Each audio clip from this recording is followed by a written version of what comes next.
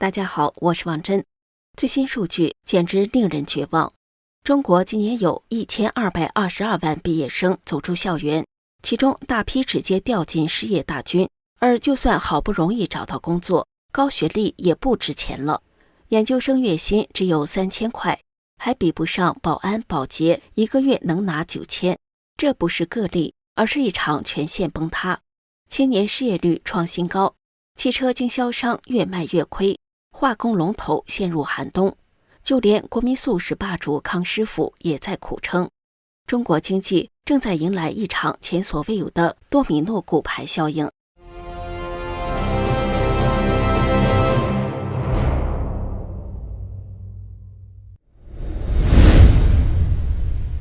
今年夏天，随着1222万毕业生走出校园，走上社会，中国本就压力山大的就业数字更受到特别关注。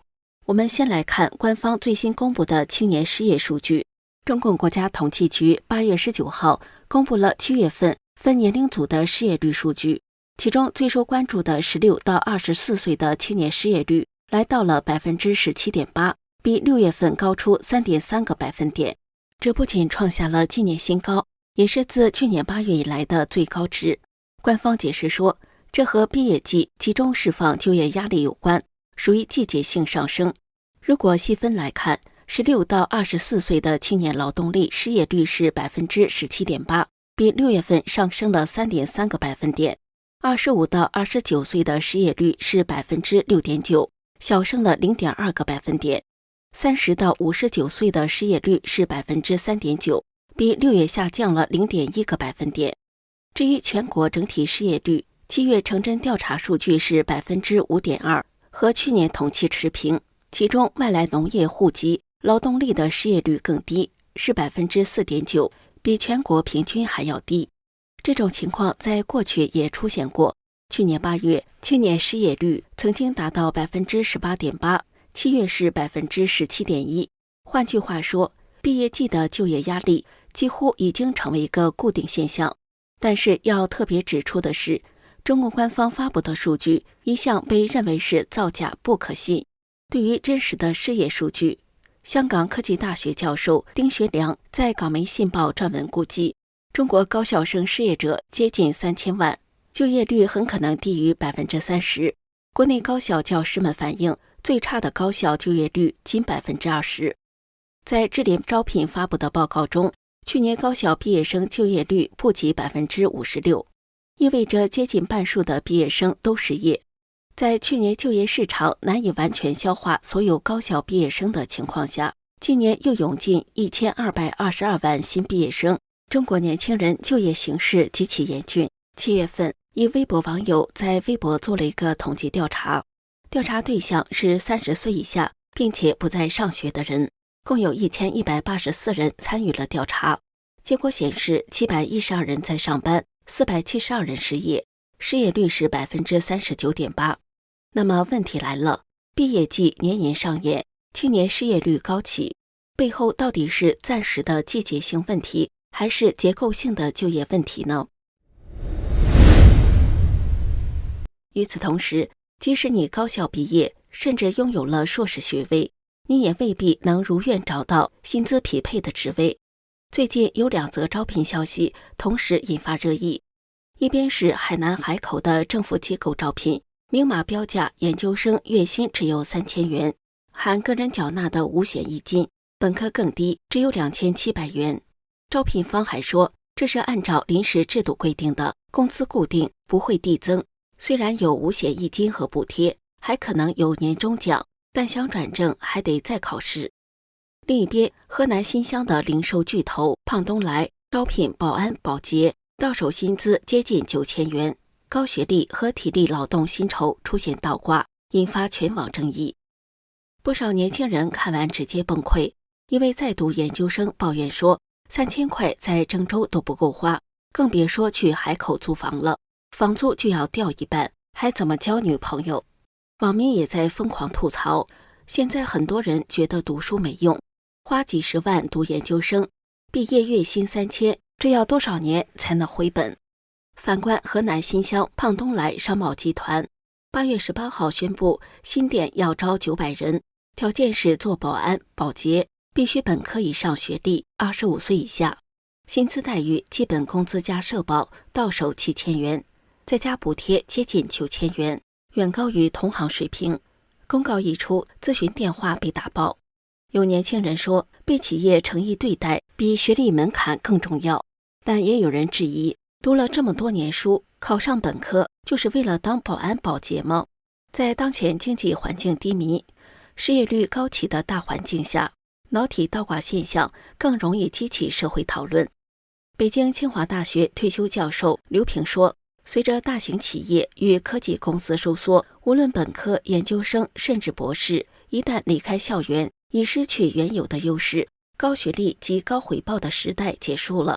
他认为海南的案例凸显了高学历不值钱的焦虑，胖东来则让人看到尊重人才的市场表达，这凸显了民间对脑体倒挂现象的强烈不满。很多年轻人觉得，既然读研究生月薪才3000，倒不如去做外卖当保安，反而来钱更快。这里我们看到的是，高学历月薪3000，保安保洁却能拿9000，这背后反映的不只是个别案例，而是如今中国就业市场正在发生的深层变化。下面我想问，你觉得高学历的价值是不是正在下降？如果让你选择，是愿意拿低薪做专业岗，还是愿意拿高薪去做体力岗？请留言分享你的看法，和我们一起讨论。俗话说，民以食为天。聊完了毕业季和失业率，我们也来聊聊食品业。那个几乎人人都吃过的著名品牌康师傅，没错，就是那个曾经陪你度过深夜、火车差旅、备战高考时期的康师傅方便面。但你知道吗？如今这个曾经的国民速食霸主正在面临一场前所未有的挑战。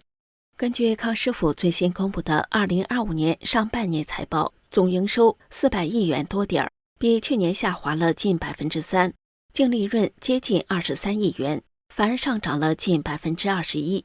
乍一看有点奇怪，对吧？卖得少却赚得多，怎么回事呢？其实关键就是2个字：涨价。康师傅通过涨价这一核心策略，实现了减收增利。你知道吗？根据世界方便面协会的统计，2020到2023年这3年间，中国方便面的销量减少了整整40亿包。什么概念？如果每包卖5块钱的话，相当于200亿元的市场蒸发了。而2025年上半年，销售额同比持续下滑近9%。为什么会这样呢？冲击的因素首先就是外卖。据报，中国外卖市场的规模去年突破了1.27万亿，有将近6亿人在点外卖。平台上随便一搜，6块钱就能买到2荤1素的热腾腾的拼好饭，还送到你家门口。这样的对手，方便面怎么拼？康师傅的困境并非个案，而是整个方便面行业的生存危机。研究显示，外卖市场规模每增长1%，方便面消费量就相应减少。这可不是感觉，是硬数据。另外，现在大家越来越注重健康，油炸、高盐、高脂3连标签，让方便面被打上了垃圾食品的标记，很多人吃它有了顾虑。再有，还记得以前坐绿皮车，一桶方便面加开水就是旅途救星，现在高铁几个小时就到，谁还有机会泡面？连车站也开始卖现炒熟食了。尽管康师傅在方便面的市场占有率为45%，还有超过一半的饮品业务收入仍是行业龙头，但财务数据暴露了它困兽之门的窘境。康师傅上半年方便面营收近135亿元，同比下滑近3%。它的饮品业务更惨，营收近264亿元，同比下滑近3%，直接少了近7亿元。而且这不是第一次跌了，去年同期也在跌，现在下滑速度也加快了。不止销售下滑，康师傅的营销通路也在收缩。康师傅的经销商数量减少了超过3400个，直营零售商减少了近1500个。在3年时间，营销通路缩水了20%以上。那康师傅怎么办？答案就是2个字：涨价。经典桶装面从4.5元涨到5元，冰红茶1公升从4元涨到5元。你可能觉得就涨5毛，但康师傅自己说，这5毛钱可以改善几个百分点的毛利率。但问题是，消费者不傻，这种价格策略会不会让人转向别的便宜品牌呢？持续涨价可能进一步疏远消费者，加速市场份额流失，并非长久之计。康师傅的困境反映了一个更深层的商业真相：没有哪个行业能永远高枕无忧，也没有哪家公司能永远躺在过去的成功上。特别是在中国整体经济现状非常糟糕的背景下，各行业都深受冲击。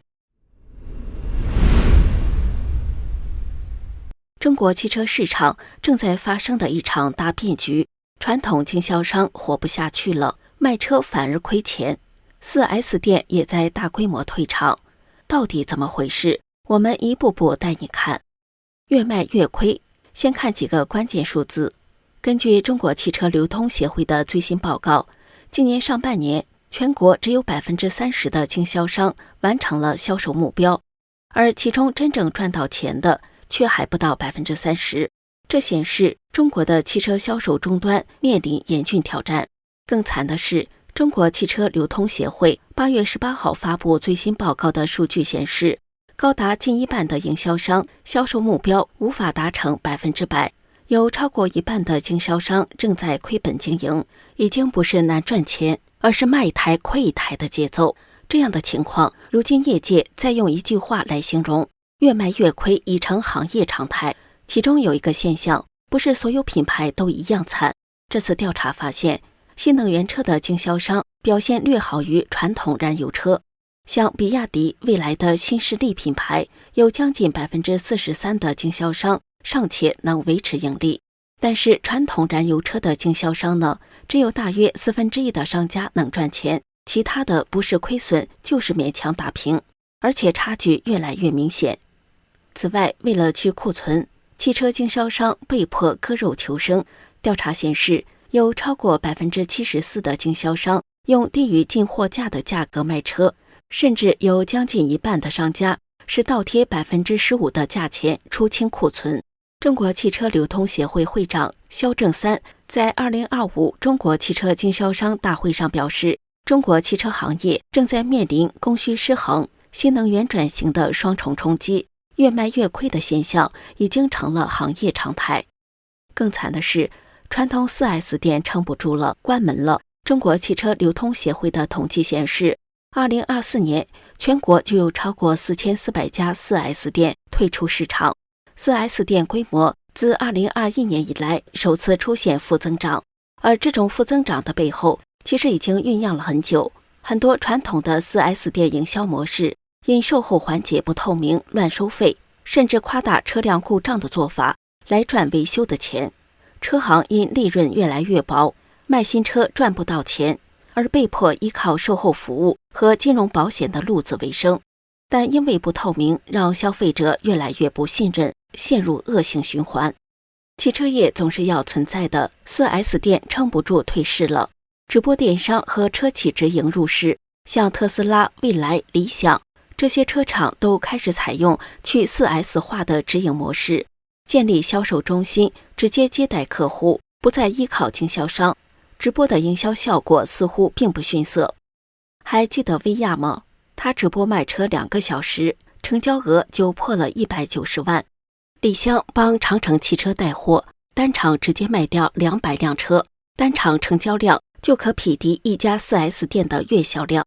这股风潮在疫情之后快速扩散，现在连不是大咖的主播也能在镜头前卖车。结果是什么呢？传统的经销商市场被疯狂蚕食。面对巨大的经营压力，经销商和车企之间的矛盾也日益公开化。就在今年6月，上海、江苏、浙江、安徽的汽车经销商商会传出联名发布公开信，要求车企协助改善经营困境，批评强压库存、逼经销商低价卖车的做法，指这些行为已经涉嫌违反反不正当竞争法。要知道，这已经不是第一次冲突了。保时捷中国也曾因为压库存压得太狠，导致经销商直接抗议，拒绝提车。逼得总公司出来谈判，甚至换掉高层。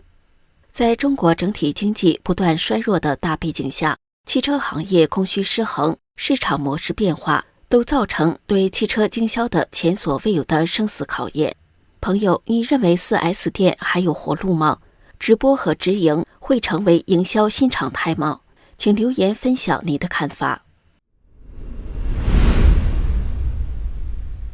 中国经济的困局不仅体现在汽车行业，其他行业也同样出现严重下滑。下面我们要关注的是一个过去被投资人封为化工毛的龙头公司万华化学。这家公司可不是一般的小企业，它在中国化工界的地位差不多就像茅台之于白酒行业一样，属于市场上最具代表性的指标股。但今年上半年，它的成绩单说实话有点难看。根据万华化学的最新公告，2025年上半年公司营收是909亿元人民币，比去年同期下降了近 7%。更糟的是，规模净利润也同比大跌了超过 25%。简单说，就是卖的比去年少，赚的钱几乎少了1/4。而更让人紧张的是，它的石化业务毛利率竟然变成了负值，等于是卖一笔亏一笔。万华化学自己也很坦白，说这一切亏损和市场供需失衡有关。说白了，还是产能过剩、内需下跌的结果。